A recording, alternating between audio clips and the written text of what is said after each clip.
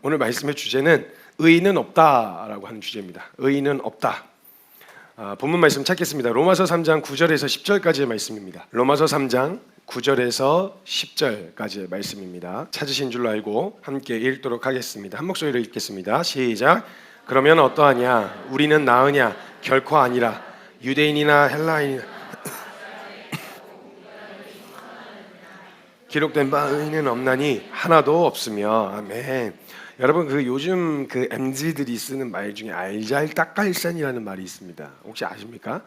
알아서 잘, 딱, 센스 있게, 깔끔하게 센스 있게 이렇게 이제 그러니까 뭐 이렇게 말하지 않아도 지가 알아서 눈치껏 그냥 이렇게 한다거나 뭔가 이렇게 물어봤을 때 대답하기 귀찮으면 그냥 알잘딱깔센 알아서 해, 잘 해봐, 그냥 이렇게 얘기할 때 보통 쓰여지는 말이에요. 알아서 잘, 딱, 깔끔하게 센스 있게.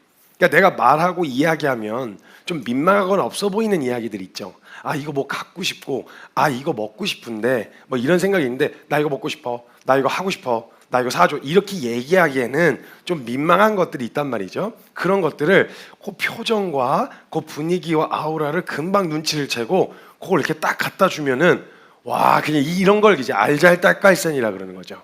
알아서 잘 딱 깔끔하게 센스 있게 해놓는 거. 그리고 내가 뭔가 요청하거나 이야기하지 않았는데 딱 뭔가 해놓을 것들을 이렇게 세팅해 놓는다든지 뭐 이런 거 보면 이제 이 센스 있다, 알잘딱깔센 이런 얘기가 나온다는 거예요. 그래서 어떻게 해야 되냐고 물어보면 귀찮아서 대답해 주는 말이기도 하고, 또 그렇게 해주기를 바라는 마음, 내가 말하기는 민망한 걸 네가 알아서 좀 잘 해줬으면 좋겠다라는 마음으로 쓰기도 한다는 거죠. 우리가 부탁하기가 참 애매한 것들이 있어요. 예, 뭐 직접 대놓고 노골적으로 이야기하기에는 분위기는 풍기지만 이렇게 노골적으로 이야기하기는 어려운. 그래서 이게 보통 이제 메뉴를 고를 때 말입니다. 이제 우리 자매님들께서 이제 형제님들이 뭐 먹을래라고 물어보면 아무거나라고 대답을 한단 말이죠. 이 말이 이제 알잘딱깔센의 다른 말입니다. 그러니까 이걸 아무거나 먹겠다는 말이 아니라 알아서 잘 딱 깔끔하게 센스 있게 골라라. 그리고 한 두세 개 정도의 메뉴를 골라서 나한테 제시해라. 요 의미예요. 우리 형제님들 절대 요 상황을 그 문장 그대로로 이해하시면 안 됩니다. 그 문장 그대로로 이해하면 이제 그때부터 이제 어려워지기 시작하는 거죠. 왜냐면 아무거나 안 먹거든요. 그래서 그 이야기를 했을 때 뭐 햄버거 그럼 나 밀가루는 좀, 그때부터 그럼 피자 나 느끼한 거 싫어, 그러면 해장국 옷에 튈까봐 알아. 제일 좋은 거 김밥 천국이에요. 그럼 김밥 천국으로 가야 돼요. 그러면 그러니까 어떤 의미냐, 이제 알아서 잘 센스 있게 이렇게 깔끔하게 이렇게 해주기를 바라는 마음이 있는데 그걸 대놓고 난 이거 하고 싶어, 난 이거 먹고 싶어, 이렇게 해줘, 이렇게 얘기하기는 좀 민망한 것들이 있는데 그 분위기를 금방 눈치채고 그걸 딱 파악해갖고 뭐가 필요한 줄을 알아서, 뭘 원하는 줄을 알아서 그걸 이렇게 해결해 놓으면 마음이요 너무너무 이렇게 기분이 좋고요. 그래요. 부탁을 못 하는데 그렇게 해놓으면, 그래서 알아서 깔끔하게 센스 있게 그런 거 있잖아요. 예. 그리고 또 이런 상황도 있어요. 뭔가 지금 내가 맡아서 뭔가를 하고 있는데 이 상황이 너무 급박하느라고 뒤에 일을 생각하지 못하고 일을 잔뜩 벌리고 놓고 있었는데 이제 도착해서 보니까 그거 놓고 왔다, 그거 못했다, 이렇게 깨닫는 때가 있단 말이죠. 일을 하다 보면. 근데 그거 너무 바빠 보이셔서 제가 다 챙겼습니다, 이렇게 하면요 이제 신뢰가 그냥 막 이놈이랑 같이 일하고 싶다 막 이런 생각 들고 이런 마음이 찾아 들어온단 말이죠. 그래서 이런 서포트를 잘하고 이렇게 잘 세워주고 이렇게 분위기 파악도 잘하고 이런 거를 이제 그렇게 이야기한단 말이죠. 그러니까 필요한 줄 모르는 사람을 위해서 뭔가 필요한 것들을 채워놓고, 필요하긴 한데 말하기는 뭐해서 말하지 못하고 있는 것들을 알아서 딱딱 해결하고 있는 모습을 보면 와, 센스 있네, 이런 생각을 하게 되어진다는 거죠. 이 센스라는 말이 그냥 사전적 의미로는 오감이에요. 그냥 느낌, 그 다음에 이제 감정, 그 다음에 이제 어떤 발달되어진 감각. 근데 그걸 사용하는 때는 언제냐면 그 발달된 감각으로 금방 이렇게 캐치해내는 거 있죠. 그 오감을 잘 활용하는 사람한테 센스 있다. 센스는 다 갖고 있어요. 원래 감정, 오감이 없는 사람은 없잖아요. 다 느끼고 감정이 있는데 그걸 통해서 뭔가 이렇게 누군가를 캐치해서 금방 도와주고 이렇게 해결해주는, 요럴 때 센스 있다 이렇게 사용한단 말이죠, 표현을. 그래서 그렇게 대응하는 사람은 센스 있다고 하는데 이 센스의 시초가 누구겠어요? 하나님이시죠. 하나님 모든 감각, 그러니까 하나님과 정말 닮은, 그래서 짐승들이나 동물들 같은 경우에는요, 그런 이제 감각적인 기능들이 있긴 있지만요, 이게 디테일하고 세밀하고 감정적으로 해석한 이런 능력까지는 없어요. 그러니까 이 상황을 그냥 예를 들면 돼지나 아니면 다른 짐승들 같은 경우는 그 상황이 놓여지면 그 상황에서 음식이네 먹는다, 땅이네 잔다, 뭐 이런 걸 생각하고 계산하지 않고 그냥 주어진 대로 살아요. 본능적으로 그냥 환경에서 사는데, 이걸 어떻게 해야 되지 생각하고 고민하고 불편함을 캐치해서 해결하려고 하고 이런 뭔가 만들어내고 이런 것들은 인간에게밖에 없어요. 그래서 이런 오감을 주심으로 인해서, 이런 감각들을 주심으로 인해서 하나님이 에덴 동산에서 인간들에게 보고 싶으셨던 건 뭐였냐? 하나님이 창조하신 그 모든 것들 안에서 마음껏 뛰노는 거예요.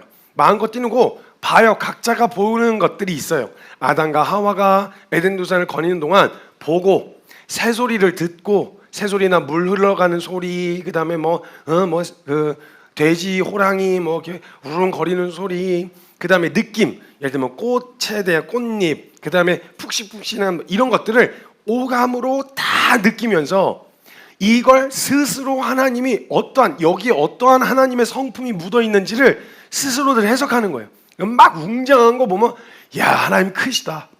그리고 막 오밀조밀하고 막 색깔 막 이거 이파리 하나하나마다 이렇게 막 줄기가 있는 거 야, 주님 정말 세심하시다. 이런 것들을 에덴 동산 안에서 그 오감을 활용하면서 마음껏 누리고 경험하고 하나님의 어떠하심, 그 만물 가운데 드러난 하나님의 능력과 신성을 경험하면서 찬양하는 게 일이었었단 말이죠.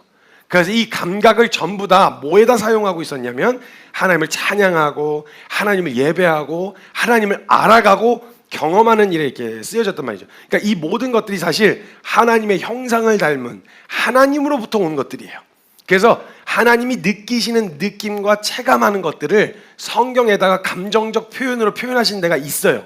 슬퍼하시기도 하시고, 화를 내시기도 하시고, 기뻐하시기도 하시고, 그 다음에 즐거워하시기도 하시고, 신나서 막 춤을 춘다고도 표현하시고, 이 감정적인 표현들, 모든 센스의 시초가 사실은 하나님이시죠. 그래서 우리 하나님은요, 센스를 시초이시긴 하신데 심지어 또 센스도 있으세요. 그래서 우리가 뭔가 필요하다고 구하기 전에, 우리가 염치 없어서 다 달라고 구하기 이전에 뭐가 있어야 될 줄을 아시고, 하나님이 혹시나 이런 상황들이 생겨날 모든 상황에 대한 대안과 대책에 대해서 주님이 다 준비해 놓고 계신 거예요.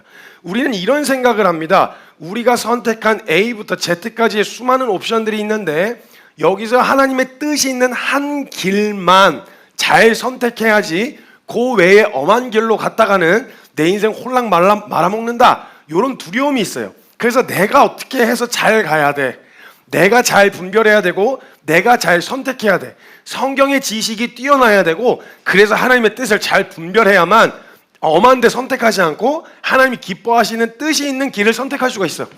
그래서 잘 가야만 내 인생 안 말아먹을 수 있는 거야, 이렇게 생각할 수 있는데 이게 진짜 큰 착각인 게, 그만한 분별력도 일단 없고요. 우리가 인정을 해야 되는 부분은 우리가 그만한 능력도 안 되고 실력도 안 되고 분별력도 없고, 분별이 돼도 그걸 선택할 마음이 없다는 게 문제예요, 사실은.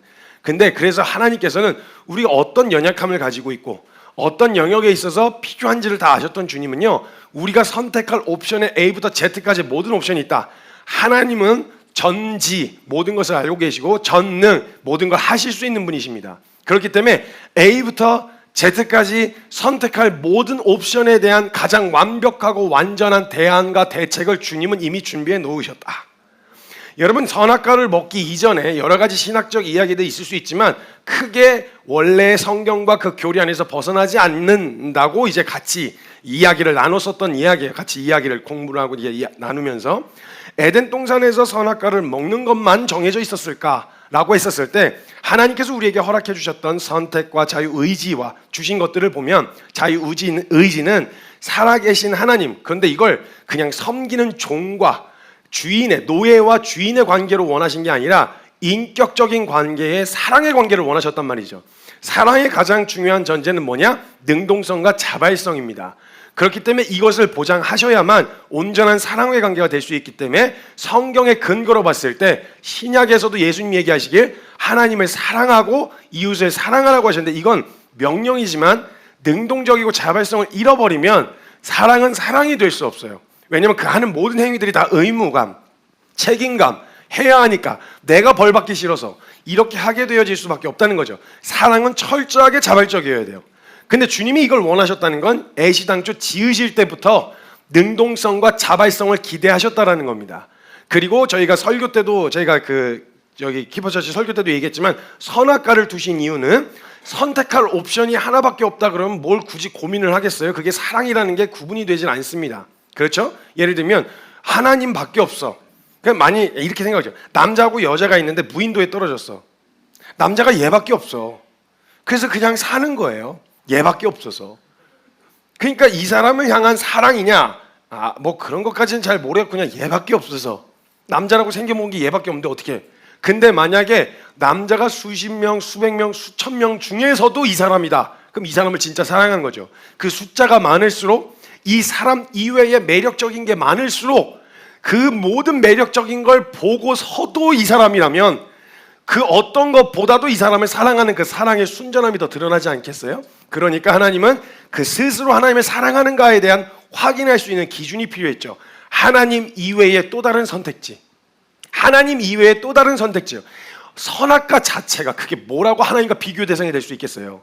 근데 내가 마음을 거기다 두면 내 마음에선 하나님과 그게 비교의 대상이 될 수 있는 거예요. 그래서 성경에서도 돈을 이야기할 때요, 돈을 의인화해서 표현을 합니다. 돈이냐 하나님이냐 두 주인을 섬길 수 없다라고 이야기를 하신단 말이죠. 이건 돈 자체가 하나님과 견줄 만한 가치가 있어서가 아니라 내가 내 마음으로 거기다 가치를 부여하면 하나님과 견줄 만한 가치로서 내가 세워버릴 수 있게 되어지는 거예요. 그러니까 그 모든 조건과 그 모든 가능성 앞에서도 그래도 하나님이면 진짜 하나님을 선택하고 사랑하는 것이 우리에게서 드러나고 그 결정과 선택 자체가 사랑의 고백이에요. 그러니까 선악과가 저 구석탱이 있었던 것도 아니고 동산 중앙에 있었어요. 오고 가며 수도 없이 마주치는 그 선악과, 범죄하기 전, 따먹기 전에도 이미 느끼기를 보기에 먹음직스럽고 탐스러울 만큼 예쁘게 만들어 놓으신 거예요. 아니 먹는 걸 원하지 않으셨으면 안 만들면 되잖아요. 아니면 더럽게 만들어 놓거나 아니면 저 구석탱이에다가 보물찾기 하듯이 찾아야만 만들어 놓을 수 있도록 해놓으셨으면 좋잖아요. 그런데 눈에 두드러지게 그리고 너무 매력적으로 만들어 놓으셨던 이유는 그 과정에서 그걸 지켜보는 수많은 그걸 오고 가며 보게 되어진 그 수많은 상황 가운데서도 이거 맛있게 생기긴 했네. 근데 뭐 주님 먹지 말라 그랬어. 이게 내가 오늘 주님을 사랑해서 하는 결정이라는 걸, 내 자발적 결정이며 나의 사랑의 고백이라는 걸 그 매일매일 매 순간마다 확인할 수 있는 기준이 필요했단 말이죠. 그래서 하나님이 주신 거예요. 그래서 우리에게 하나님께서 그 선택할 수 있는 수많은 가능성과 옵션들이 있지만 하나님은 선악과를 먹냐 안 먹냐 이 모든 선택과 옵션지에 가장 완전한 대책과 대안을 주님은 준비해 놓으셨다. 이것도 성립이 가능한 거예요. 이 이야기도 먹지 않았어도 에덴 동산에서 가장 완전한 하나님과의 교제와 사랑 안에서 살 수 있었고, 그러나 선악과가 있다는 건 그 가능성도 있다는 얘기잖아요. 거기에 대한 이미 선악과를 지으실 때부터 창세 전부터 그리스도를 예정하셨다 그래요. 이 말은 거기에 대한 대안과 대책도 준비해 놓으셨다 이 말인 거죠. 자, 그러면 이제 우리가 살아가는 모든 삶 가운데서 우리는 A부터 Z까지의 걸음과 과정 가운데서 이것을 선택해야만 하나님이 기뻐하실 거고 이것을 선택해야만 하나님의 선한 뜻 안에서 살 수 있다고 생각할 수 있겠지만 하나님의 완전한 뜻은 길에 있는 게 아니라 그 모든 선택지 안에서 우리가 주님을 그 자리에서, 여러분이 지금 망가졌든 아니면 괜찮든 잘 나가든 못 나가든 어떤 상황이든 상관없이 그 자리에서 주님을 주목하면 우리 인생의 의미를 전부 다 되찾는 게 가능하다.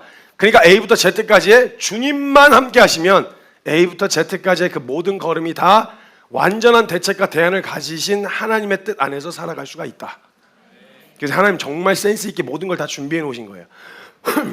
먹지 않았으면 참 좋았겠지만 먹었어요. 먹었을 때 그러면 급하게 성부, 성자, 성령 하나님이 급하게 회의를 하신 거죠. 안 먹을 줄 알았는데 먹은 거야. 너무 당황해가지고 야 예수 일로 와봐. 성령 일로 와봐. 야 얘 먹었어. 아 어떡하냐 이거. 어떻게 빨리 대책을 세워봐. 그냥 다시 갈아엎을까요? 뭐 이렇게 뒤늦게 합의를 보고 회의를 하신 게 아니고요. 이미 그 일이 터졌을 때 이미 뭔가 그냥 그러니까 이미 체계적으로 그 상황이 벌어진 그 상황 앞에서 당황하고 가슴 아프시죠. 가슴 아프셔서 아담아 네가 어디 있느냐? 너 왜 거기서 그러고 있니? 하나님의 절규가 에덴 동산에 울려 퍼진단 말이에요. 그런데 그 과정에서 갑자기 급조해서 상황을 해결하려고 하셨던 게 아니라 하나님은 그 모든 상황에 이미 대책을 가지고 계셨어요. 그래서 그때 이미 원시복음이라고 해서 가죽옷을 지어 입히신, 가죽옷이라는 말이 뭐냐, 누군가의 피 흘림이 에덴 동산에서의 첫 피 흘림이에요. 무엇인가가 죽었다는 얘기잖아요. 그 가죽옷을 지어 입히심으로 인해서 누군가가 대속하는 대속의 역사로 이어가겠다라고 방향을 확 트세요. 그렇게 해서 바로 이어지면서 창세기 6장 11장 지나서 12장부터 초반부터 벌써 예수 그리스도에 대한 역사로 이어지게 되어진다는 거죠. 이걸 우리가 알았겠냐고요. 그 일을 저지르고 나서 그 뒤에 있을 일이 무엇인지 알았겠냐고요. 그러니까 그걸 먹기 전에 뭔가 대책과 대안을 세워놓고 먹은 것도 아니고 그냥 눈앞에 보이는 거, 눈에 먹음직스럽고 탐스러워서 그냥 먹었을 뿐이에요. 근데 먹었으니 내가 어떻게 망가졌고 그래서 무엇이 필요한지 우리가 어떻게 알았겠어요. 그런데 우리 주님이, 정말 센스 있으신 우리 주님이 그 모든 것에 대한 대책과 대안을 다 이미 준비해 놓고 계셨다라는 거예요. 그리스도의 구속의 역사가 그래요. 구속의 역사는 우리가 부탁한 게 아니잖아요. 하나님, 우리 살려주세요. 그 방법으로 우리를 구속해 주셔야 되겠습니다. 내가 방법을 찾아서 하나님께 부탁한 게 아니라고요. 하나님이 일방적으로 약속하셨고 하나님이 일방적으로 다 이루신 일들이란 말이에요. 그리고 그걸 심지어 다 이루어 놓고 얘기해 줘도 못 알아듣는 판인데 우리가 어떻게 벗어날 수 있는 줄을 알고 죄에서 벗어난다고 스스로 생각하는 방법이 나를 갈고 닦는 것밖에 없단 말이에요. 근데 그걸로는 안 된다는 사실을 우리 주님은 알고 계시는데 우리가 이걸 어떻게 알고 주님 앞에 구했겠냐고요. 이 모든 것이 다 일방적으로 하나님께서 이루신 일이에요. 자, 우리가 죄인이라는 걸 알게 됐단 말이죠. 여러 가지 이유와 지금 드러나는 자각 증상들만 해도 야, 만약에 그리스도의 은혜를 기준으로 살지 않으면 내 지금 느껴지는 느낌과 본성대로 살면 나 기가 막히게 말씀에 반역하는 자리. 여러분, 죄의 목적은요, 죄가 우리가 그냥 호기심이요, 재밌어서요, 뭘 하고 싶어서요 라고 짓는다고 생각하잖아요. 아니요, 그건 처음에 그걸 손을 댈 땐 그런데 그것의 끝을 보면 정확하게 말씀을 반역하는 자리에 가 서 있습니다. 내 원함과 본능대로 가기 시작하면 그 끝은 항상 하나님 말씀에 대한 반역이에요. 받아들일 수가 없어요. 이걸 인정하고 싶지가 않은 거예요. 끊어내질 못해요. 그래서 왜냐하면 죄의 시작이 흥미와 단순 호기심으로 선악과를 먹었다 하더라도 그 먹었던 행위가 뭐였냐? 너 먹으면 정령 죽으리라. 그래서 먹지 말라고 말씀하신 하나님 말씀에 대한 반역으로부터 시작된 게 죄예요. 그래서 그게 여러분이 단순 호기심이었든 아니면 단순 의도가 별로 없이 재미를 위한 일이었든 상관없어요. 그 끝은 말씀에 대한 반역으로 이어집니다. 절대 말씀에 순종할 수 없게 되어진다는 거예요. 그래서 우리 안에 일어나는 이 반응들, 정서들, 제가 한 번은요, 그 어떤 프로그램에서 뭘 하다가 제가 이제 막 그 죄 목록을 쓰라 그래가지고 뭐 이렇게 저렇게 쓰는 그런 시간들을 막 갖고 있었어요. 너무 많이 한 거예요. 저는 그걸 너무 많이 해가지고 그걸 이제 쑥쑥쑥 이제 기승전결도 이제 정해져 있어요. 제가 그걸 쓰라 그러면 어렸을 때부터 매년 시키니까 수련회 가면 뭐 하면 맨날 쓰래. 그래서 다 썼던 것들 이제 다시 한번 쓰면서 이제 썼어요. 썼는데 그걸 다 써놓고 애들 막 저쪽에서 울기도 하고 어떤 사람 막 이러고 있는데 저는 아무 시동 안 한 거예요.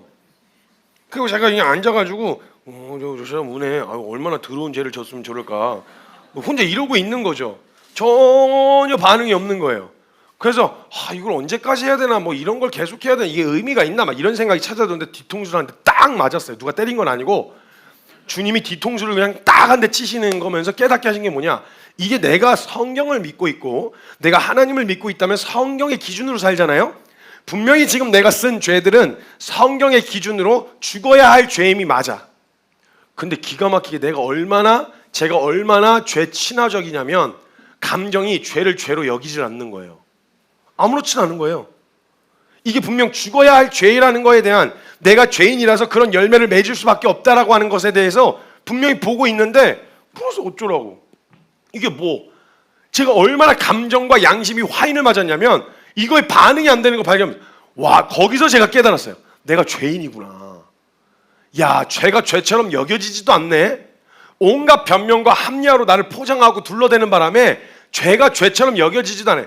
남의 죄는, 남의 가시 티는 그렇게 기가 막히게 성경의 기준으로 날카로운 기준으로 집어내면서 나에게는 성경의 그 따뜻한 면만 용서하시고 용납하신 은혜만 강조하면서 이걸 그냥 넘어가려고 하는 이런 교묘한 그런 제 안에 있는 본성이 있다라는 걸 보게 되어진, 거기서 직면하게 되어진 거죠. 이렇게든 저렇게든 어떤 루트로든 저와 여러분이 그래요, 나 죄인입니다, 나 진짜 죄인이네요, 이것이 깨달아지고 알게 되어졌다면요, 그리고 그 죄인에게 내려지는 결과가 성경에서 뭐라 하냐, 죄의 삭은 사망이다, 죽음이다. 이건 하나님이 정하신 거고 그 법을 제정하신 분의 결정이기 때문에요, 뭐 억울하냐 마냐 상관없어요. 그거에 대해 위법하면 법에 대한 처벌을 받아요.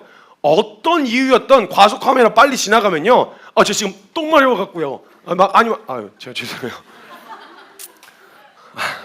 예화가 자꾸 너무 저급해서 사정이 있어도 속도를 오버했다, 오버한 그 차지를 물어야 돼요. 그 나머지 그 벌금을 딱지를 끊어서 어떤 이유에서건 끊어야죠. 그러니까 그런 것처럼 내가 어떤 의도로 했든지 상관없이 하나님 법에 위법이 됐다, 거기에 대한 대가를 치러야 되는데 그 법의 기준과 그 대가가 무엇이냐, 죄의 삭은 사망이라 했단 말이에요. 그럼 그 결론을 우리가 알아요. 알고 있어요. 물론 내가 원해서 죄인이 된 건 아니라고 하더라도 죄인으로서 반응되어지는 반응에 충실하게 반응을 해왔단 말이죠. 미우면 미워하고, 하려고 하면 하고 싶은 거 있으면 하려고 하고, 그런데 그것에 대한 대가와 책임을 누군가에게 대신 져달라. 내가 원하는 걸 했어요. 장난쳐가지고 사고를 쳐놨어. 근데 사고를 치고 나서 대신 책임을 져달라라고 이야기하는 거 사실 되게 염치 없는 일이거든요. 사실 내가 이렇게 운전을 하다가 차를 꽁 박았어요. 박았고, 차 박았는데요, 혹시 대신 좀 해결해 줄 수 있을까요? 대신 갚아줄 수 있을까요? 대신 감옥에 들어가 줄 수 있을까요? 이렇게 얘기하는 게 말이 되냐고요. 이거 사실 되게 염치 없는 일이란 말이죠. 그 양심으로만 따지면요, 제가 가만히 생각하는데 진짜 양심이 없는 사람들은 크리스천들이겠다, 그리스도인들이겠다. 왜냐면요, 그 안 믿는 사람들은요, 차라리 이걸 죄라고 여기지도 않지만 혹시라도 그게 사실이라고 한다면 내 죄값은 내가 치르겠다 이거예요. 난 그리스도 뭐 대속 이런 거 필요 없다, 난 안 믿겠다, 있다고 말해도 난 안 하겠다라고 말하는 건 지 죄값은 지가 치르겠다 이 말이거든요. 그럼 오케이, 그게 차라리 양심 있는 거죠. 근데 그리스도인들은 지 죄값을 정가하겠다 이 말 아니에요. 내가 그분을 믿습니다, 하나님의 은혜를 믿어요 라고 말한다는 말이 내가 죄인인데 내 죄의 삭시 사망이야, 내가 죽게 생겼어. 근데 그걸 갖다가 가가지고 예수님을 믿는다는 말이, 예수님 제 죄 대신 죽어주세요 이 말이거든요. 이 말이거든요. 근데 이 말이 이거 얼마나 사실 따지고 보면 얼마나 양심 없고 염치 없는 말이냐는 거죠. 그러니까 그 복음의 내용으로는 죄는 내가 죄인인데 죄를 전가해서 그 죄값을 다른 누군가에게 대신 지겠다 하겠다는 말인데 염치 없는 거죠. 그 대가도 사실 벌금 정도면 뭐 해줄 수 있어요, 좋은 마음으로.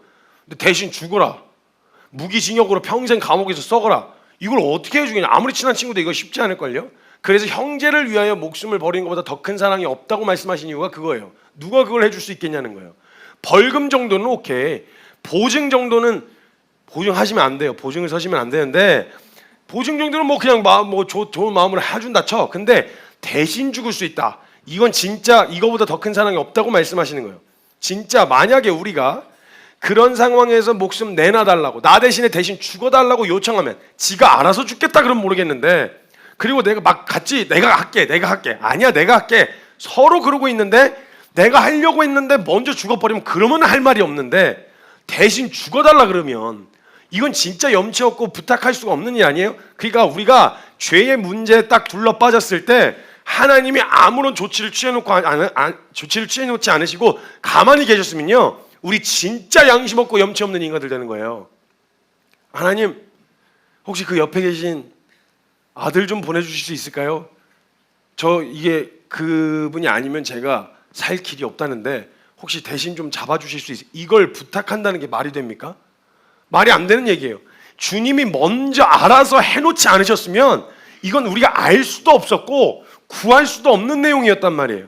그러니까 이런 영역에서 이 내용을 믿지 않는다면 모르겠는데, 나의 죄가 용서받는 유일한 방법이 누군가의 죽음이라는 거 알고 있지 않습니까 우리가? 그런데 그거를 알고도 그 내용을 알고도 믿는다고 말하면, 그리고 사실 이 은혜를 말하면서 고개가 뻣뻣해지고 뭔가 받을 만한 걸 받았던 사람처럼 행동한다면 이거 진짜 양심 없는 거예요. 차라리 몰라서 나는 그냥 내 죄값 내가 치르겠다고, 내 죄값을 내가 죽어야 되면 내가 죽지 뭐, 난 나를 믿어, 이러고 살던 사람들에게서 나타나는 반응, 차라리 그래 양심 있다, 자 양심이라도 있다. 근데 은혜를 알아. 내가 지금 살게 됐다는 게, 내가 구원의 기회를 얻을 수 있게 되어졌다는 게 내가 뭘 해서가 아니라 누가 대신 죽어서야. 그럼 이것만 알고 있어도 우리가 이 은혜로 살아가는 삶 가운데 어떻게 우리의 고개가 뻣뻣해질 수 있습니까? 정말 양심이 있는 인간이라면 우리가, 내가 의인이 내 노력으로 된 게 아닌데, 이걸 그 누군가의 죽음으로 얻게 되어진 생명인데, 이걸 갖다가 나는 원래 깨끗했던 것처럼 고개 뻣뻣하게 들고, 이걸 항상 그 은혜만 생각하면 고개가 숙여져야 되고 숙연해져야 되고, 항상 그 어떤 싸움과 서로의 의의를 주장하고 싶다가도 그 은혜가 생각하면, 그래 뭐 이게 내가 언제부터 의인이었냐, 내가 언제부터 깨끗했다고, 그냥 이게 그냥 숙연해져야 되는 게 정상인데, 고개가 빳빳해진다. 은혜를 아는, 모르면 모르겠는데 안다고 말하면서도 그렇게 반응한다. 이건 진짜 양심 없는 거예요. 이건 양심의 화인도 어지간히 맞은 게 아니고 제대로 맞은 거예요. 이건 잘 모르면 모르겠는데 내 죄와 더러운 건 다른 이에게 전부 전가시키고 그 의로 내가 의롭게 됐고 깨끗하게 되었는데, 그 깨끗하고 의로움이 원래 내 것이었던 것처럼 착각하고 살면 진짜 무서운 인간 된다는 거예요. 원래 자기가 의인이었던 것처럼 다른 이들을 향해 판단 정지하고 있으면 정말 웃긴 겁니다. 이거 제일 무서운 사람들, 제가 그래서 설교 때 주일 설교에 한편 이런 그 주일 설교를 나눈 적이 있어요. 그 제일 무서운 사람이 은혜를 모르는 사람이 아니라 은혜를 잊은 사람들이다. 은혜 잊어버린 사람들이 제일 무서운 사람들 되는 거예요. 사실 진짜 우리가 죄인이라는 것이 인정되어졌고 그 죄에 대한 대가가 무엇인지를 알았다면요, 그 대가를 다른 누구에게 져달라는 건 염치 없는 일이라는 걸 인정할 수밖에 없어요. 근데 그 일을 먼저 구하지도 않았는데, 해달라고 하지도 않았는데 이루신 걸 보면 그냥 감사죠. 감사. 그 일만 생각해도 감사해야죠. 그러니까 범사에 감사가 가능한 이유는요, 지금 내게 찾아온 어려운 상황을, 그걸 감사하라는 말이 아니에요. 솔직한 말로 무슨 우리가 변태입니까? 아니, 안 좋은 상황이 처해졌고 고통과 고난이 찾아왔는데 그 상황을 즐기면서 감사하는 게 돼요? 안 되죠. 범사에 감사하는 게 어떻게 됩니까? 오, 돈 다 털렸어. 감사합니다 주님. 야, 병이 찾아들어왔어. 오, 주님 감사해요. 막 이렇게 안 돼요. 그 범사의 감사의 근거가 되는 감사의 제목은 어떤 상황에서도 변할 리가 없는 나를 위해 하신 그리스도의 은혜, 이게 우리에게 어떤 상황이 돼도, 내 상태가 어떠해도 이 은혜는 변함이 없으니까 우리의 범사에 감사할 제목은 잃어버린 적이 없는 거예요. 단 한순간도. 그래서 다른 걸로는 안 되더라도 지금 없는 것 때문에 불평불만 할 수 있겠지만, 그래도 하나님을 향한 감사를 잃어버리지 않을 수 있는 건, 내가 그렇다고 해서 날 주님 포기하신 건 아니니까, 날 버리시거나 나를 그 은혜에서 제껴버리신 건 아니니까, 그 은혜 때문이라면 범사에 감사하는 게 가능할 수 있지 않냐는 거죠. 그러니까 이 상황 가운데서 반대로 내가 죄인이라는 것도 인정되어지지 않았고 이것이 문제라는 인식도 생기지 않았으면 우리가 그리스도가 필요하다는 걸 모르겠죠. 차라리 내가 죄인인 걸 알았다. 그럼 그 방법이 예수님이 대신 죽어주는 거, 누군가가 대속해주는 거 외에는 길이 없다는 생각을 할 텐데, 만약에 내가 죄인인 줄도 모르면 내가 왜 그리스도가 필요해? 내가 왜 그걸 믿어야 돼? 이런 생각을 한단 말이죠. 그럼 못 구하잖아요. 무엇이 필요한지를 알지 못해서 구하지도 못했을 거고, 알았어도 염치가 없어서 구하지를 못했을 그 모든 일들을 하나님께서 이 두 가지 모든 문제를 다 알아서 주님이 준비해 놓으신 거예요. 이걸 이제 센스 있다고 이게 은혜인데, 표현할 수 있는 방법이 우리에게 무엇이 있어야 될 줄을 아시고 구하기 이전에 몰라서 찾지 못하는 자들을 위해서 다 세팅을 해놓으신 거예요. 주님이 다 계획을 혼자 세워놓으셨고 그걸 감사하지도 못하고 잘 알아듣지도 못하는데 그들을 위해서 주님이 다 이미 준비해 놓으시고 이루어 놓으셨다는 거죠. 그리고 마침내 때가 참에 우리에게 아들 예수 그리스도를 보내주셨어요. 또 우리가 문제가 무엇인지 몰라서 필요한 줄 몰랐을 때 이미 이루어 놓으신 십자가까지 완전히 다 이루어 놓으신 거죠. 어디로까지 가야 되는지를 다 준비해 놓으신 거예요. 하나님의 구속은요, 하나님의 은혜는 죄에 대한 구속만 있는 게 아닙니다. 거기까지만 생각하시면 그 다음에 우리가 어떻게 살아야 될지 방향을 잡지 못하세요. 죄에 대한 구속 이후에 새로운 생명으로 어떻게 살아가야 하는지까지도 알려주시려고 예수님이 직접 오신 거예요. 왜냐하면 그 이후에 어떻게 살길 바라셨냐? 그 죄에 대한 구속에서 벗어나서 천사 수준으로만 살라고 하신 게 아니라 아들로 살길 원하셨거든요. 그래서 예수님이 육체를 입고 아들로 사는 방법이 뭔지를 보여주시려고 직접 오신 거예요. 너희가 이후에 살아가는 새 생명의 삶은 자녀의 삶이야. 종과 노예와 천사로 수종수발되는 이런 존재가 아니고 하나님과 너와 관계는 자녀와 부모와 자식의 관계야. 그럼 아들로서 살아가는 삶이 어떤 건지 내가 보여줄게 하면서 육체를 입고 사는 동안 아들로서 어떻게 사셨는지를 보여주신 거예요. 두려움 없이 성결과 의로 하나님 앞에 나아가는데 전혀 막힘이 없는 그런 관계로 살아가시는 걸 보여주셨다는 거죠. 그래서 예수님이셔야만 했다는 거예요. 여러분, 죄만 구속받았다 생각으로 끝나버리면요, 그 다음에 또 내 맘대로 살아요. 그러니까 그거 갖고 논쟁하는 게 죄 용서받았으니까 앞으로 죄를 져도 되냐 안 되냐, 앞으로 죄를 지면 또 구원이 철회되냐 안 되냐, 이런 거 갖고 논쟁하는 게 무슨 의미가 있습니까? 은혜 제대로 받았으면 그 길에 둘러 빠질 생각 자체를 안 할 텐데. 근데 그 생각을 한다는 것 자체가 이 은혜에 대해서 제대로 경험한 게 아니라는 거예요, 사실은. 그러니까 이 상황 안에서 죄에 대한 구속만으로 끝난 거면 이런 느낌입니다. 물에 빠진 애를 물에서 건져냈어요. 그리고 그냥 갔어요. 그래서 얼어 죽었어요. 이런 거예요. 마치 물에서 빠져서 건져냈으면 그가 생활로 돌아올 수 있도록 병원으로 보내고 회복할 수 있는 조치까지 취해줘야 제대로 된 구속이라고 할 수 있잖아요. 근데 죄만 건져놓으면 그 다음에 어떻게 살아요? 몰라. 그럼 다시 돌아가게 돼 있거든요. 어떻게 살아야 하는지까지 완벽하게 모든 준비를 다 해놓으셨다라는 거예요. 이루어 놓으신, 알아서 주님이 잘 딱 깔끔하게 센스 있게 모든 걸 다 준비해 놓으신 이 하나님의 센스, 이 찬양하지 않을 수가 없는 거죠. 우리가 염치불구하고 구해서 얻어낸 거면 내가 구해서 얻어낸 거라고 이야기해 볼 텐데, 복음은 처음부터 이미 창세 전부터 준비하고 계셨고 주시기로 결정하신 하나님의 의지와 마음에서부터 나온, 우리가 신앙생활하는 모든 근거에는 절대 우리의 공로가 단 하나도 없습니다. 우리의 의지나 우리가 어떻게 해서 얻어낸 게 단 하나도 없다라는 거예요. 이 결론을 찍고 시작하는 것이 바로 복음입니다. 일방적인 은혜요. 받을 자격도 내가 능력이 돼서 뭔가 이룰 수도 없었던 우리를 위해서 하나님이 우리에게 주신 일방적인 선물, 구하지도 않았는데 주신 선물인 거죠. 그럼 이 복음을 듣고 믿은 상태이든 언젠가 믿게 되어질 상태이든 이 은혜와 복음을 알게 되어진 날에는 내가 의롭게 되어졌다는 사실로 와, 내가 죄에서 벗어나 의인이 되었구나 라고 하는 것을, 그 되어졌다는 사실 기쁜 마음이 찾아 들어옴과 동시에 항상 잊지 말아야 될 건, 이 의는 내가 노력하거나 내가 달라고 내가 애써서 받아내고 얻어낸 게 아니라 전부 다 그리스도의 은혜여서, 누군가가 이 은혜를 주시기 위해서는 누군가 반드시 죽었어야만 했기 때문에 이 은혜로 인하여 내가 의롭게 되어졌음을 항상 이야기할 때는 의롭게 되어진 것에 대한 기쁨과 동시에 이 의는 내게서 나온 게 아니고 입혀주신 겁니다. 그런데 입혀주시려고 죽으셨습니다. 이 항상 그 감격과 숙연함과 감사와 겸손함이 항상 같이 있어야 된단 말이에요. 근데 희한하게 크리스천들이 은혜를 만나서 자신의 의로움을 주장하려고 할 때 사람들이 아주 공격적이고, 이 형이 내게서 나온 게 아니면 이 의가, 그러면 항상 숙연하고 겸손하고 주님 앞에서 이게 어떤 은혜로 얻게 된 건지, 이 의로움을 어떻게 얻게 된 건지를 잊지 말아야 되는데, 이 의로움을 주장하는데 그리스도는 드러나질 않아. 내가 이렇게 해서, 내가 이렇게 노력해서, 내가 이렇게 잘나서, 내가 구해서, 결국 자신의 어떠함이 드러나기 시작하면, 그러면 결국 내가 세운 그 기준과 의로움의 기준을 정해놓고요, 사람 판단 정지하고 깎아내리고 죽이는 수밖에 없는 거예요. 나의 의로움을 주장할 때는 내가 얼마나 염치 없는 인간인지를 아셔야 된다고요. 그 은혜를 받기로 결정한 것이기 때문에 누군가의 죽음을 전제로 내가 의롭게 되어졌다는 걸 받기로 결정하는 게 내가 복음을 받습니다, 믿습니다, 예수님을 믿습니다 라고 이야기하는 고백과 같은 거기 때문에 항상 겸손해야 합니다. 항상 겸손해야 된다고요.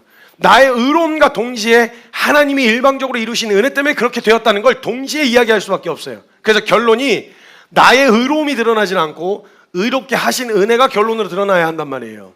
그러니까 나의 의로움을 주장할 때 동시에 그리스도가 이루신 일에서 함께 드러나고 선포되어져야 되는 거예요. 결론이 항상. 근데 그 끝에 결론이 가만 들여다보면 우리가 우리의 의로움을, 나 진짜 아니에요, 막 오해를 받는다든지 막 이렇게 할 때 주장하고 싶잖아요. 나의 의로움을. 욕을 먹는다든지 오해를 받는다든지 이럴 때 내 의로움을 주장하고 싶거든요. 근데 주장하는 과정 가운데 내가 어떻게 했는지, 내가 얼마나 노력하고 애썼는지, 결국 나의 의로움, 내가 이루어 놓은 나의 의로움에 대해서 주장하고 있진 않았냐는 거예요. 그 의로움은 은혜로 얻어진 거잖아요. 동시에 그리스도가 함께 드러나시고 함께 선포되어져야 되는데, 우리의 신앙생활은 내가 의로워지고 현재 나의 상태가 하나님의 은혜로 의롭게 되어졌음을 믿는 상태로 살아가더라도 그 의로움은 은혜로 얻어진 것이기 때문에 그 의로움을 하나님의 은혜가 항상 동시다발적으로 선포되어져야 된다고요. 그 끝에. 그런데 가끔은 그리스도인들이 자신의 의로움에 대해서 이야기할 때 하나님께서 주신, 일방적으로 다 알아서 이루신 은혜가 아니라 자신의 의로움을 주장하고 드러낼 때가 있어요. 그리고 그 의로움의 근거를 그리스도가 아니라 자신이 어떻게 살아왔는지로 자꾸 증명하려는 사람들이 있단 말이죠. 나의 의로움만 드러나는 간증은 없습니다, 여러분. 간증 중에 그건 간증이 아니에요. 그냥 성공 스토리지. 간증이라고 했다면 자격이 없는 자에게, 소망이 없는 우리에게 스스로 의로워질 수 없었던 그 소망 없는 죄인이 소망 없다는 걸 발견하고, 그리스도가 그런 나를 위하여 하신 그 일들을 깨달아서 내가 염치 없지만 참 양심 없지만 내가 그것을 내 의로 받기로 결정했습니다. 그래서 이 모든 것은 그리스도의 은혜입니다. 모든 것이 다 하나님의 은혜입니다 라고 이야기해서 그 은혜로 말미암아 내가 용납되어졌고 용서되어져서 다시 살아갈 생명을 얻게 되어졌다는 이 결론으로 이어지는 삶의 스토리가 간증입니다. 간증. 내가 얼마나 노력해서 이런 일들이 이루어졌다고 이야기하는 성공 스토리를 이야기하는 게 간증이 아니고 그리스도가 드러나셔야 간증인 겁니다. 간증은 절대 실패를 딛고 일어난 성공 스토리를 듣는 시간이 아닙니다. 동기부여하는 강의로는 적합한지 몰라도 우리의 간증은 우리의 의로움이 드러나는 시간이 아니라 하나님의 은혜가 드러나는 시간이어야 한단 말이에요. 내가 이렇게 살아서 내가 어떻게 해서로 끝나는 간증은 절대 있을 수가 없습니다. 그럼 그리스도 없이 어떻게 나의 의로움을 증명하고 드러내냐고요. 그리스도가 이루신 의로움인데, 입혀주신 의인데 내가 그걸 빼놓고 도대체 어떻게 나의 의로움을 주장할 수 있냐는 거예요. 말이 되지 않는다는 거예요. 근데 정말 많은 크리스찬들이 나의 의로움을 주장할 때 그리스도가 나에게 하신 일에 대해서 이야기하는 게 아니라 내가 얼마나 고생했고, 내가 얼마나 애썼으며, 내가 얼마나 고단했고, 내가 얼마나 치열했는지를 더 드러내려고 하는 경향이 있다는 거죠. 문제는 그리스도가 이루신 일들을 빼놓고 주장하는 나의 의로움은요, 어디로 가냐? 그 비교 대상이 바로 사람으로 갑니다. 그 의로움이 절대적 기준인 하나님의 공의의 기준에서 미칠 수 있는 의의가 아니어서 나는 안 되는데요. 그래서 예수님이 내 자격으로 그 의를 주신 거잖아요. 그러니까 그 의로움에 대해서 얘기할 때는 거기에 들어갈 수가 없는 사람이었는데 들어갔는데, 이게 제가 제 자격으로 들어온 게 아니고 누구 자격으로, 이걸 항상 인지를 하고 있단 말이에요. 근데 내가 나의 의로움을 주장하고 내가 얼마나 고생했고 애썼고 예수님을 빼놓고 내 의로움을 주장하려면 누구하고 비교해야 되냐? 사람하고 비교해야 된단 말이에요. 사람들하고. 이 사람보다 더 낫다는 걸로 내 의로움을 주장해야 돼요. 왜냐하면 그리스도로서 의로움이, 내 그 의로움의 근거가 그리스도가 아니시면 난 의로운 사람이 아니거든요. 근데 의롭다고 이야기하고 싶으니까 그리스도를 빼놓고, 그럼 어떻게 해야 돼? 저 사람보단 깨끗해, 저 사람보단 노력했어, 저 사람보단 순수해, 저 사람보단 애썼어, 저 사람보단 치열했어, 더 많은 고민을 했어, 더 많이 애썼어, 더 많은 사역을 했어. 그 의로움을 비교 대상으로 찾는단 말이죠. 문제는 나보다 덜 하는 사람을 만나면 차라리 그냥 편안하기라도 해요. 차라리 내가 쟤보단 낫다. 야, 예수님이 쟤를 위해서 죽어주셔야 되는 건 확실히 알겠는데, 쟤는 십자가다. 나는 그렇게까지는 아닌 것 같은데 쟤는 진짜 십자가가 필요하다. 쟤는 진짜. 이런 생각이, 나보다 덜한 사람을 만나면 그런 생각이 찾아 들어오는데, 문제는 나보다 더한 사람을 만나잖아요. 나보다 더 열심, 더 애씀, 더 치열하고, 더 고민하고, 더 순전해 보려고 애쓰는 사람을 만나잖아요. 이런 사람 만나면 어떻게 되냐? 끌어내려야 돼요, 이 사람을. 안 그러면 그 상대적인 기준에 의해서 내가 의롭지 않다는 게 증명되거든요. 잡아 끌어내려야 돼요. 허점을 찾는 거죠. 인간은 완벽할 수가 없어요. 허점이 반드시 있고 약점이 있을 수밖에 없는데, 그걸 파고들어서 나의 의로움을 주장하려고 하는 거예요. 끌어내려야 됩니다. 발밑에 둬야 되는 거예요.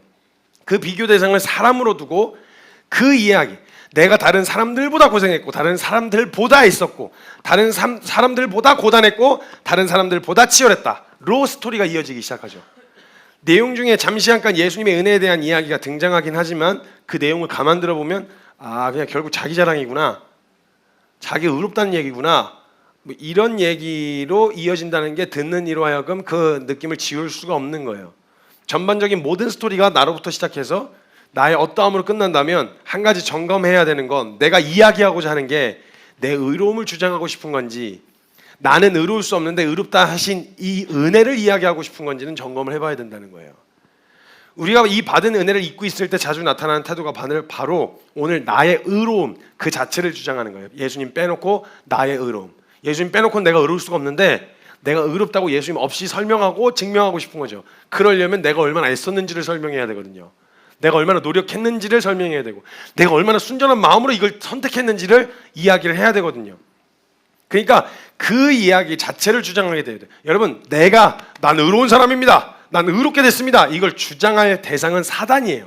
우리가 어딘가에서 우리의 의로움을 주장해야 한다면 그건 사단 앞에서 당당하게 해야 돼요. 왜냐하면 사단은요, 넌 의롭지 않아, 그래서 여기 이 영역에서 자유하게 된 게 아니고 너 아직 여전히 죄인이야, 봐봐 너 아직도 그런 생각하잖아, 봐봐 계속 끌려다니고 있잖아 라고 말하는 사단에게, 아니야 난 의인이야, 난 이제 더 이상 죄인으로서 살던 그런 나는 죽었어, 난 의인이야, 이렇게 당당하고 떳떳하게 사단에게는 선포해야 됩니다. 근데 이걸 문제는 다른 사람들한테 이야기하려니까 내가 니보다 잘 살았어, 내가 니보다 더 노력했어, 내가 니보다 더 애썼어, 이런 걸 얘기하게 되어지는 거예요. 안 그러면 그리스도의 은혜를 주장하면 나의 의로움이 내게 아니기 때문에 겸손해져야 되거든요. 저놈 앞에서 고개 숙이고 싶진 않은 거예요. 이렇게 되어진다는 거죠. 사단의 속임에는 쉽게 흔들리고, 우리가 은혜로 의롭게 되어졌다는 것을 의심하는 사람들에게는 그리스도의 은혜를 빼놓고 자꾸 나의 의로움을 이야기하고 증명하려고 한다는 거죠. 이 은혜를 빼놓고 나의 의로움을 주장하게 되어진다면 발생하게 되어지는 가장 큰 문제가 있는데, 그건 내게는 일단 의롭게 될 수 있는 능력이 없는 거죠. 그러니까 성경적 기준이 아니라 비교 대상을 다른 사람에다가 놓게 되어진다는 거죠. 그러면 내가 다른 사람들보다 낫다는 것으로 나의 의를 주장하려고 하는 거예요. 그러면 내가 저 사람보다 낫다라고 하는 걸 주장하려면 내가 저 사람보다 높은 지점을 봐야 되잖아요. 그럼 상대방이 무엇을 보게 될까요? 약점을 보게 되겠죠. 다른 잘하는 영역으로 비교하면 비교가 안 되는 거예요. 저 사람이, 왜냐하면 잘하는 부분도 있지만 못하는 부분도 있단 말이죠. 그런데 그 못하는 부분이 부각시켜서 드러나야만 내가 저 사람보다 낫다는 게 드러나거든요. 그러니까 그런 영역을 서로 약점 잡아서 깎아내리고 그냥 막 이런 거예요. 그러니까 대한민국에 의인이 넘쳐납니다. 아주 의인이 넘쳐나요. 그래가지고 그 의를 드러내는데 그 의는 절대 그리스도가 아니고서는 얻을 수가 없는 의인데, 희한하게 의인은 넘쳐나는데 그리스도는 감춰져 있어요. 이 말도 안 되는 상황이거든요. 이건 사실 자신의 의를 주장하기 위해서 깎아내리는 거예요. 내가 저 사람보다 낫다는 것으로 나의 의를 주장하려고 하는 거죠. 공격을 방어할 때도 자신의 의를 드러내고, 공격을 할 때도 자신의 의를 드러내요. 내가 저거보다 낫다. 그러니까 사실 내가 이야기한 게 옳다는 주장은 내 이야기가 얼마나 합리적인지로 이야기하면 되잖아요. 근데 내 이야기가 200% 합리적이지 않은데 내 의견을 관철시키려고 할 때 상대방의 이야기의 허점을 자꾸 찾아내려고 한단 말이에요. 저건 말이 안 됩니다, 그래서 이게 더 낫습니다, 이런 식으로. 그러니까 우리가 신앙생활하면서 관계 안에서 어려움이 있을 수 있고 치열할 수 있는데, 그 치열함에 내가 그래 은혜 받은 죄인이 뭔들 어떤 취급을 받은들 내가 못 먹을 욕이 어디 있으며 내가 못 들을 말이 어딨냐. 그래서 제가 항상 하는 말이, 은혜 입은 죄인에게는 못할 말은 있어도 못 들을 말은 없다. 항상 이게 이 습관처럼 얘기하려고 하거든요. 근데 관계 싸움의 태반은 전부 다 그런 거예요. 저 사람의 약점, 그 사람 분명 그 약점만 있는 게 아니거든요. 강점도 있거든요. 근데 그걸 최대한 부각시켜서, 약점을 부각시켜서 나의 의로움을 주장하려고 하는 거예요. 내 말이 맞아요, 내 뜻이 맞다니까요, 이렇게 해야 되는 거예요, 이런 식으로 주장하려고 하는 거예요. 그러면 어떻게, 그쪽은 방어를 할 때 어떻게 해야 되겠어요? 너도 그 약점, 너도 그 태도. 그러니까 이게 성경에 만약 은혜가, 내 의가 그리스도로부터 나온 의고 내가 할 수 없는 것을 그분이 감당하셨던 이 은혜를 경험했으면요, 남의 약점은 내가 강점, 남의 약점을 지적할 수 있다는 건 난 그걸로부터 상대적으로 자유하다 이 말 아니에요? 그럼 그 약점이 내가 보완해 줄 영역으로는 안 보이던가요? 그 안에 있는 구멍과 허술함이 판단과 정죄와 공격의 영역으로 보이는 게 아니라 그 모자란 부분이 난 잘 돼, 그럼 그 모자란 부분을 내가 함께 세워가면 되는 이런 방향으로 고민이 안 되시던가요? 근데 항상 그 약점과 저약점, 분명히 이 사람이 가지고 있는 강점에 대해서는 자격지심을 느끼면서 약점에 대해서는 꼬리를 물고 결국은 끌어내리려고 하는 대한민국의 의인이 넘쳐납니다. 넘쳐나요. 그런데 그리스도는 감춰져 있어요. 일단 어떤 이유에서건 누군가를 저격한다는 것 자체가 자신은 옳다고 여기는 믿음 때문 아니겠어요? 나도 똑같은 놈이라면 그거 어떻게 말해? 양심에 죄책감 느껴서 그거 어떻게 하겠냐고요. 나는 괜찮다, 나는 옳다 라고 여기는 믿음 때문이라는 거죠. 자신은 그것으로부터 흠잡을 게 없다는 생각으로 이야기하는 거 아니겠어요? 그럼 누군가 흠을 잡으면 방어는 또 어떻게 해요? 방어는 내가 어떻게 했었는지, 내가 어떻게 고민했었는지, 내가 어떻게 애썼는지에 대해서 더 부각시켜서 또 이야기하려고 한단 말이죠. 그리스도는 자꾸 감춰지는 거예요. 스토리 중에 나의 의는 반드시 그리스도의 은혜를 전제로 해야지 상대적으로 나는 깨끗하고 나는 저 사람보다 더 낫다는 것으로는 절대 나의 의가 될 수 없습니다. 그리스도의 의가 드러나야 하는 순간에 자꾸 나의 의를 주장하게 되어지는 거예요. 나 스스로는 의로울 수 있다는 생각을 하는 것이 그리스도의 은혜는 필요하지 않다. 내가 스스로 의로워졌으니까 대단한 착각입니다. 여러분, 이거 우리가 매 순간 우리의 의를 생각할 때마다 매 순간 그리스도께서 주신 은혜를 생각해야, 동지다발적으로 생각을 해야 돼요. 이러면 겸손해지지 말라 그래도 그냥 좀 이렇게 하는 것도 겸손해질 수밖에 없고 숙연해질 수밖에 없어요. 근데 의를 주장하는데 그리스도는 드러나지 않는 거예요. 내가 나의 의를 주장하는 순간 반사적으로 하나님의 의를 부인하는 것과 같습니다. 그래서 로마서 10장 3절에 이렇게 적혀 있어요. 하나님의 의를 모르고 자기의 의를 세우려고 힘써 하나님의 의에 복종하지 않았다, 이렇게 적혀 있습니다. 로마서 10장 3절 말씀에 띄워주세요. 하나님의 의를 모르고 자기의 의를 세우려고 힘써 하나님의 의가 모르고 내 의를 세우기 위해서 복종하지 않는 자리에 가게 되어지는 거예요. 그게 바리새인들과 대제사장들이 했었어요. 내가 스스로 의로워질 수 있다. 그러니까 그리스도의 은혜는 필요 없다. 복종하지 않는 거예요. 힘써 거부하는 거죠. 나의 의를 주장하고 내세우기 위해서 반드시 공격적인 자세를 취할 수밖에 없어요. 내 의를 위해서 주저앉히고 끌어내려야 되거든요. 쥐어 짜내야 되고 이렇게 된단 말이죠. 사실 이 이야기는 저의 이야기입니다. 제가 했었던. 그래서 이 말씀을 준비하면서 되게 큰 싸움과 공격들이 있었어요. 왜냐하면 제가 하도 못 알아들었는지 주님이 대놓고 한 목사님과 교제를 통해서 이제 같이 저에게 그냥 다이렉트로 하시는 말씀, 그분이 저를 너 자꾸 너의 의를 세우려고, 이게 아니고 자기의 삶의 스토리를 이야기해 주셨는데 그 이야기가 마치 너 말이야, 너 이렇게 그냥 되게 귀에다가 주님이 그냥 때려 박는 것처럼 기가 막히게 저의 상황들과 저의 마음 안에 있었던 걸 드러내시는 거예요. 한 목사님이 안식년의 시간을 보내시면서, 너무 사랑하는 목사님인데 안식년의 시간을 보내시면서 저하고 안식년 동안 주셨던 은혜를 나누고 싶어서 찾아오셨어요. 그래서 같이 앉아서 교제를 나누는데, 와, 그 받은 은혜 정말 저도 이렇게 알잖아요. 저도 막 그런 싸움을 싸워보고 고민을 해보면 아는데, 이걸 캐치해내려면 하나님 앞에서 진짜 마음을 다 열어놓고 말씀 앞에서 진단받으려고 하지 않으면 쉽게 발견하기 어려운 지점을 목사님이 그 안식년 시간 동안에 내 안에 이런 마음이 있었어요, 제 안에 이런 게 있다는 걸 깨닫게 해주셨어요. 이걸 드러내시는데 그게 제가 진짜 못 알아들어서 주님이 저에게 그냥 다이렉트로 하시는 말씀 같은 거예요. 근데 뭐라고 그러셨냐면, 이번에 안식년을 보면서 제게 주셨던 말씀은 뭐였냐면, 의인은 없나니 하나도 없다. 결론은 이거였다는 거예요. 의인은 없나니 하나도 없다.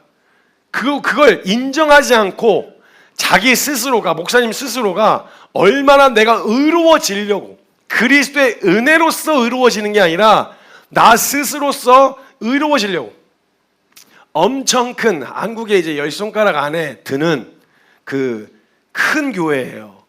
그 큰 교회에서 담임으로 계시다 보니까 그 안에서 담임으로서 살아가시면서 내가 주장해야 할 것들이, 나의 의로움을 주장하기 위해서 내가 얼마나 애쓰고 있었는지 그걸 보여주셨다는 거예요. 와, 그 겸손하게 딱 인정하면서 자신의 마음을 딱 깨트리시는데 저의 귀에다 대고 그냥 너 말이야, 성규야, 너, 이 얘기를 하시는 듯 했어요. 주님이 머리를 쿵 하고 얻어맞은 것 같았어요. 뭐라고 하셨냐면, 그 의를 드러내려고, 내가 의롭게 보이기 위해서 내가 아니라 다른 사람들을 얼마나 쥐어 짜내고 있었는지를 겨우 보게 되어졌다는 거예요. 머리를 쿵 하고 맞았어요. 나는 나의 의를 이야기할 때 그리스도의 은혜로 얻은 그리스도의 의에 대해서 이야기하고 있는 것이 맞나? 아니면 누군가를 쥐어 짜내서 그 열매와 결과로서 내 의로움을 증명하려고 하고 있진 않나? 이 질문이 저에게 딱 찾아 들어온 거예요. 혹시 내가 주변의 사람들을 쥐어 짜내서 나의 의로움을 주장하고 싶었던 건 아니었을까 돌아보게 됐어요. 나의 의로움을 증명할 도구로서 사람들을 보고 있진 않았는지 돌아보게 된 거죠. 나의 의를 찾을 곳은 그리스도밖에 없는데 그리스도에게서가 아니라 내 사역으로, 내 사람으로, 내가 키우고 가르친 제자들의 삶으로 내 의로움이 증명되기를 바랬던 이런 마음이 있었던 게 아니었나 하는 생각이 질문이 저에게 딱 던져진 거예요. 저의 의를 주님에게서 찾지 않고 거기서 그리스도에게서 그 의를 찾으면 내 의로움을 묵상할 때 항상 뭐 억울할 것도 없고 어려울 것도 없이 그냥 주님 앞에 숙연해지고 고개 숙여지고 주님 앞에 엎어질 수밖에 없는데, 만약에 내 의를 다른 곳에서 찾으려고 하면 쥐어 짜내야 되는 거예요. 근데 그 설교를 준비하고 이 글을 쓰고 있었던 그 순간에도 이걸 인정하고 싶지 않은 수많은 생각들이 찾아들었어요. 내가 어떻게 했는데? 아니었잖아. 그런 마음으로 한 거 아니었잖아. 순수한 마음으로 진짜 그렇게 달려왔잖아. 고민했잖아. 그런 가이드와 원칙을 세웠잖아. 그래서 그렇게 애썼잖아. 내 이익의 구조를 안 만들려고 이렇게 했잖아. 내가 이걸 인정하는 순간 제가 해왔던 모든 싸움들이, 치열했던 모든 순간이 손해를 보는 것 같아도 그냥 하려고 했었던 그 모든 선택들이 다 물거품이 되는 것 같은 느낌이 드는 거예요. 인정하고 싶지가 않은 거예요. 이게 뭐가 문제야? 잘못된 거 아니잖아. 잘못됐다 안 됐다 그 행위를 말하는 게 아니라 너의 의를 지금 어디서 찾고 있니? 이 질문을 던지신 거예요. 성경에 너의 의로움이 어디서부터 나와? 너가 노력해서야? 네가 고단할 만큼 치열하게 싸워서야? 너가 세워놓은 사람들이 얼마나 사역을 잘 이루는 거, 그것을 통해서 너의 의로움을 찾는 거야? 너의 의로움을 어디서 찾고 있어 지금? 이 질문 주님이 저를 쿵 하고 책망하시는 거예요.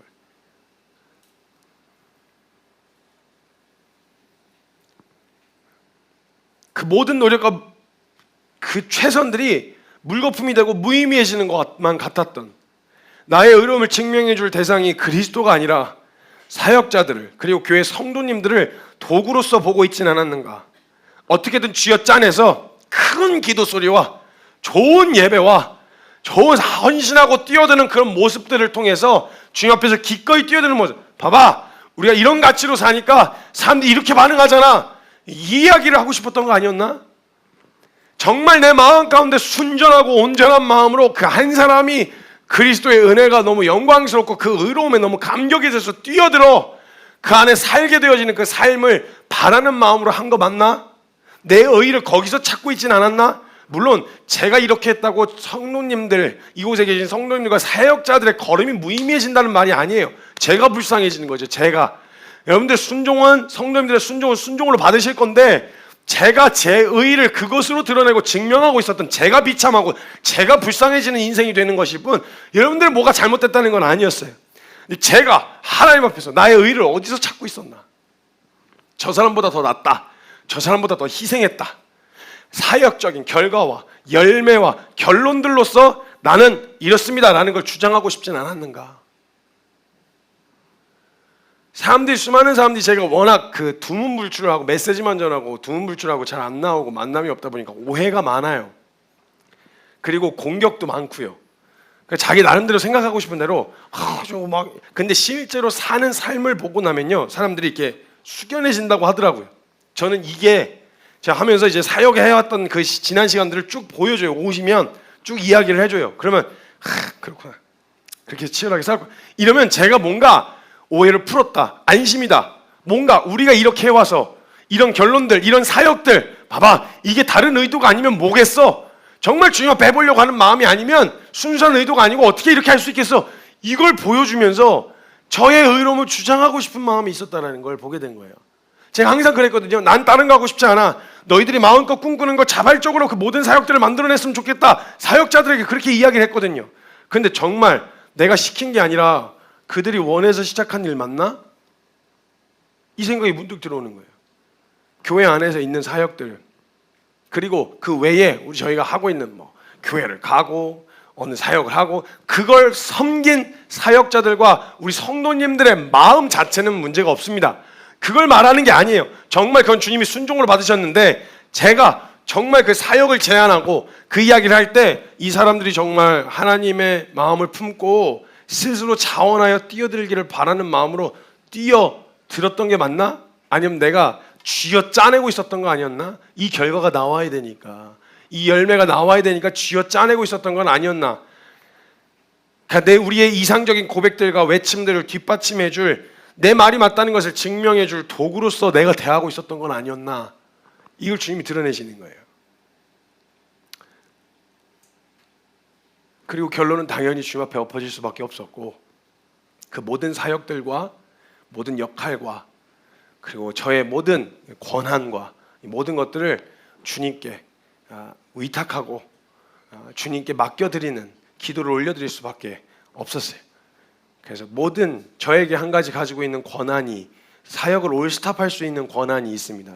걱정하지 마세요. 올스탑 하겠다는 게 아니에요.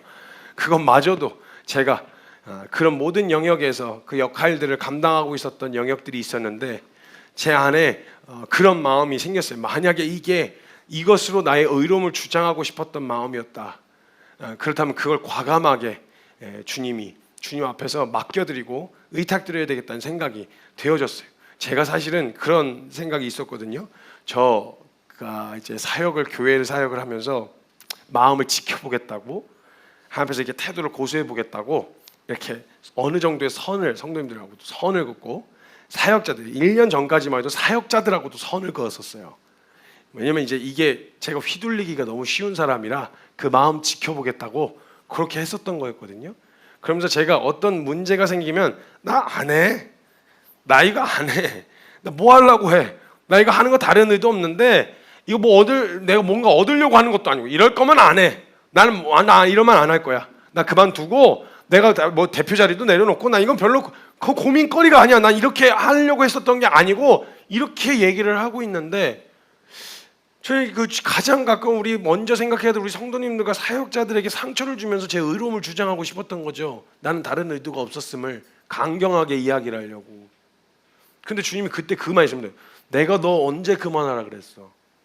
슬로건이 말씀하시면 한다, 될 때까지 한다, 그만하라고 하실 때까지였는데 저에게 그만하라고 하는 사인이 없었는데 제가 나 이런 식으로 하면 그만둬. 나 다 때려쳐. 나 이제 진짜 자유 욕심 없어. 나 안 해. 이런 식으로 반협박처럼 제가 쥐어 짜내고 있는 거예요. 이걸 주님이 딱 직면하고 드러내게 해주시는데 너 내가 언제 그만하라 그랬어. 내가 언제 스탑하라고 하는 사인이나 기도하는 내용들 중에 내가 그만두라고 하는 사인이나 느낌과 말씀을 받은 적이 있어? 없는 거예요. 저는 이걸 내 의로움을 주장할 도구로서 나 진짜 순수해. 나 진짜 다른 의도 없어. 이런 걸 이야기하려고 하는 데다가 제가 이걸 반협박으로 쓰고 있었다는 걸 드러내 주신 거예요. 너무 부끄러워지더라고요. 내가 뭐라고. 하나님 맡겨주신 이 일이요. 저에게 맡겨주신 이 역할과 이 일 주님이 그만하라고 하실 때까지 이거 하기 위해 태어난 사람처럼 그리고 이거 하다 죽을 사람처럼 하나님 맡기신 자리에 있겠습니다. 맡겨주신 거 역할 감당하겠습니다. 그리고 이걸로 나의 의로움을 주장하는 도구로서 그리고 사람들을 쥐어짜내서 내가 뭐 고고하고 내가 이런 걸로 안 하겠습니다. 내 의로움은 그리스도에게서밖에 찾을 수 없는데 다른 나의 어떤 모습으로서 내가 한 결과와 열매로서 의로움을 주장하지 않겠습니다. 여러분 저는 연약합니다. 여러분들에게 외치고 선포한 그 말씀 하나도 제대로 살아내지 못하는 사람입니다. 말을 세게 했다고 해서 잘 사는 사람이라는 말이 아닙니다. 물론 결론은 동일해요. 뭔가 특별하게 바뀐다는 말이 아니에요. 우리에게 나아갈 방향성은 한결같아야 하고 주님 그 말씀과 말씀 앞에 보여야 되는 태도의 영역에서는 그건 양보할 수가 없습니다. 살아야 되니까. 그래서 그걸 양보하겠다는 말은 아닌데 제가 성도님들을 그리고 사역자들을 그리고 사역을 통해서 제 의로움을 주장하려고 했었던 그 마음들을 주님 내려놓고 주님에게서 찾는 그 나의 모든 의로움을 주님에게서 찾는. 그래서 저는 그리스도를 빼놓으면 저는 아무것도 아닙니다. 저에게 예수님을 빼놓으면 지금까지 뭘 어떻게 살았냐, 그건 그냥 능력도 실력도 재능도 없어서 그냥 그렇게 산 거지, 제가 뭔가 되게 특별한 일을 위해서 희생한 삶을 살았던 게 아닙니다. 저의 모든 의로움은 그리스도 안에 있고, 제 한 가지의 소망은 제가 사나 죽으나 제 안에서 그리스도가 존귀하게 되시는 것. 우리의 모든 사역과 우리의 모든 걸음과 외쳐지는 모든 메시지와 우리가 하는 모든 것들이 우리가 아니라 정말 말만 뿐인 외침과 구호만 있는 말이 아니라 진짜 우리에게서 그리스도가 존귀하게 되시는 이 모든 일이요, 예수님이 하신 거예요. 저는요 이런 일을 할 수 있는 사람이 아니에요. 전 이런 걸 인내하고 견디고 버틸 수 있는 사람이 아니에요. 여기까지 온 것도 은혜였고요, 이거 그 이후로 걸을 수 있어서 조금 더 몇 걸음 더 걸을 수 있다면 그것도 하나님의 은혜가 아니고서 설명이 안 되는 일입니다. 저를 기대하실 것도 없고요, 제가 더 나은, 이곳에서 뭔가 더 나은 일이 벌어질 거라고 기대하지 마십시오. 이곳에서 오직 드러나셔야 될 분은 주님이십니다. 그래서 그 그리스도의 은혜를 생각하면 우리 서로 나의 의로움을 주장할 때는 항상 그 의로움의 근거를 그리스도에게서부터 찾을 수밖에 없기 때문에, 우리가 성도가 되어 이곳에 모였다면 우리 정말 겸손하고 숙연해질 수밖에 없어야 돼요. 모여 교제할 때도 야, 우리가 주님 얘기를 한다, 우리가 예수님 얘기를 한다, 내가 뭘 어떻게 해서 누가 어떻게 해줘서 이렇게 된 게 아니라, 야, 주님 은혜 아니었으면 우리가 어떻게 이런 이야기를 하고 어떻게 우리가 이런 꿈을 꾸고 어떻게 우리가 이렇게 갈 수 있었냐, 주님의 은혜다. 모든 모임과 모든 교제 가운데서 그리스도가 존귀하게 되시는 키퍼스 처치의 의로움은 그리스도에게서밖에 찾을 수 없습니다. 사역도 우리의 의로움을 주장해 줄 수 없고 사람도 우리의 의로움을 주장해 줄 수 없어요. 그 일을 섬기고 있는 한 흐름으로 가고 있는 다윗의 열세의 의로움은 누가 노력했고 애썼고 걸어왔고 이런 걸음과 발자취가 아니라 그리스도에게서밖에 찾을 수가 없습니다. 그리고 우리 겸손하게 주님 앞에 인정합시다. 의인은 없나니 하나도 없다. 하나님, 저는 그리스도가 아니면 저는 의인이 될 수가 없습니다. 저는 그 가능성 자체가 없는 사람입니다. 그 어떤 것도 제게 의의가 될 수 없습니다.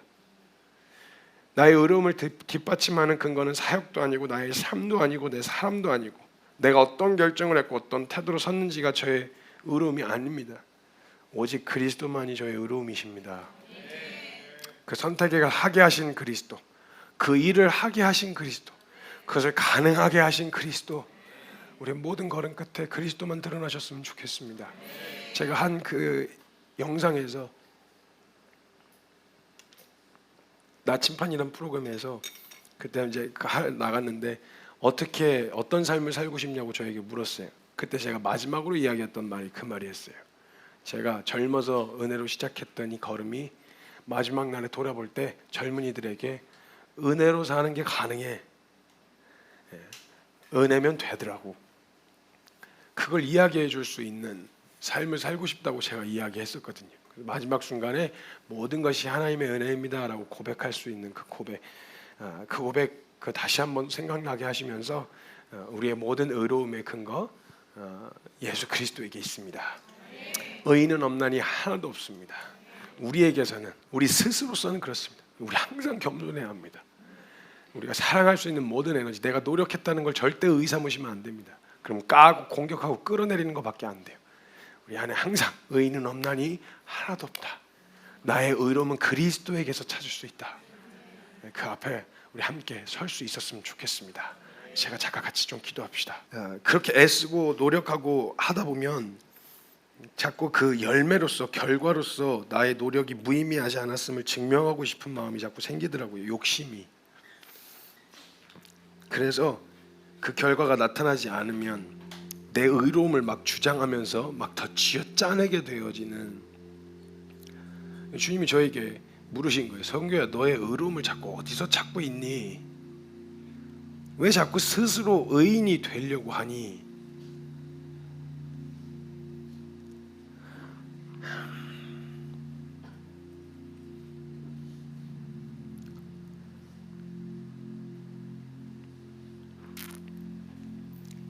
빌립보서 1장 20절에서 21절의 말씀, 나의 간절한 기대와 소망을 따라 아무 일에든지 부끄러워하지 아니하고 지금도 전과 같이 온전히 담대하여 살든지 죽든지 내 몸에서 그리스도가 존귀하게 되게 하려 하나니 이는 내게 사는 것이 그리스도니 죽는 것도 유익함이라. 그냥 주님 앞에 엎어질 수밖에 없었어요. 하나님, 제가 하고 있는 그 어떤 것 중에서 저의 의로움을 주장할 수 있는 근거가 될 만한 사역도 일도 사람도 없습니다. 하나님, 저는 주님 빼놓으면